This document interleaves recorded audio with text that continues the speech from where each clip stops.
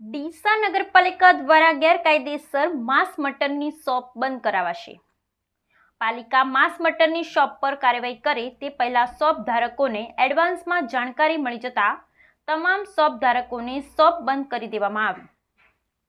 સમગ્ર ગુજરાતમાં છેલ્લા કેટલાક સમયથી ગેરકાયદેસર રીતે મૂંગા પશુઓની કતલ કરી માંસ મટનની શોપ ખોલી દેવામાં આવી હતી,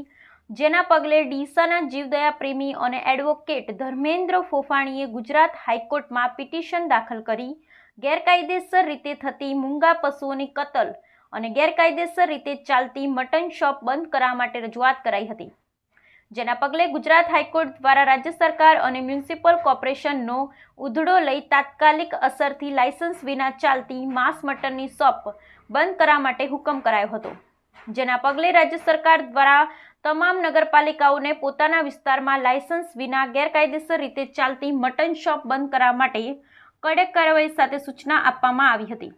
ત્યારે ડીસા શહેરમાં વર્ષોથી ગેરકાયદેસર પશુઓની કતલ કરી ખુલ્લેઆમ માંસ મટનની શોપ ધમધમી રહી છે અને નગરપાલિકા દ્વારા પાટણ હાઈવે પર અને ગવાડી વિસ્તારમાં પણ વર્ષોથી ગેરકાયદેસર રીતે ચાલતી મટન શોપ બંધ કરવા માટે નાટક ભજવી રહી છે। ત્યારે ગઈકાલે પાલિકા દ્વારા માંસ મટનની શોપ પર કાર્યવાહી કરવામાં આવશે તેવી જાણકારી માંસ મટનની શોપ માલિકો પાસે મળી જતા ટપોટપ તમામ માંસ મટનની શોપ એડવાન્સમાં બંધ કરી દેવામાં આવી હતી અને બાદમાં પાલિકાએ એક પણ માંસ મટનની શોપ સીલ કરવી કે કાર્યવાહી કરી શકાઈ નથી। ત્યારે આજે માંસ મટનની શોપ ધારકો પાલિકા કચેરી ખાતે પહોંચી ચીફ ઓફિસરને રજૂઆત કરવામાં આવી હતી, જ્યારે ચીફ ઓફિસર ગૌરાંગ પટેલ દ્વારા તમામ શોપ ધારકોને સૂચનાઓ આપી દેવામાં આવી છે કે જેમની પાસે લાયસન્સ હશે તેમને નિયમ અનુસાર દુકાન ખોલી શકે છે, જેમની પાસે લાયસન્સ નથી અને માંસ મટનની શોપ ખોલીને બેઠા છે તેમની સામે પાલિકા દ્વારા શોપ સીલ કરવાની કામગીરી હાથ ધરવામાં આવશે। કેટલીક મીટ શોપ છે જેને લાયસન્સ મળેલ, જે પૈકી કેટલીક લાયસન્સ મીટ શોપને લાયસન્સ મળેલ ન હતા।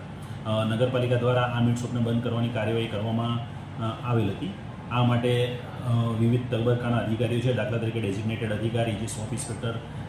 જે ફૂડ લાયસન્સ ઇન્સ્પેક્ટર તરીકે હોય છે તેઓને પણ બોલાવવામાં આવેલા હતા, પરંતુ નગરપાલિકાની ટીમ જાય અને એ પહેલાં જ કેટલાક મીટ શોપ ધારકો દ્વારા આ જગ્યાઓ બંધ કરી દેવામાં આવેલી હતી। આજ રોજ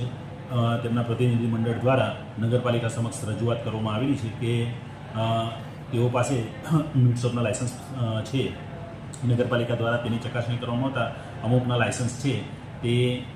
ફૂડ વિભાગ દ્વારા આપવામાં આવેલા છે, જ્યારે અમુક લાયસન્સ છે એ એક્સપાયરી થઈ ગયેલા છે। નગરપાલિકા દ્વારા જેમના લાયસન્સ નથી, જેમની પાસે, એમની મીટ શોપ બંધ કરવાની કાર્યવાહી ચાલુ કરવામાં આવશે। સાહેબ, અત્યારે જે નગરપાલિકા કામગીરી કરે તે પહેલાં જ એ લોકોને જાણ કરી થશે જે તમામ કતલખાના બંધ કરી દીધા।